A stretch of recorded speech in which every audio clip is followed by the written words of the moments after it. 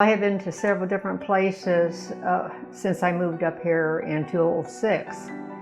And every time I would go, and I would go back home, I would feel like I need to go to therapy when I've already been there. So it was just like nothing but a pacifier. And I just felt like I was just a number and not a person. And here at Superior, I got a name.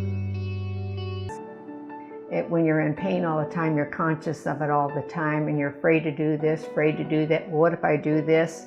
Then something else is going to happen.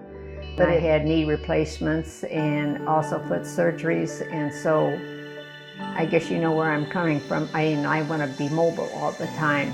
If you sit all the time, then you become stiff. And there's older people out there too that they want to come, but they're afraid to come. And I'm still pushing on this one to, well, encourage her to come. All you have to do is walk out.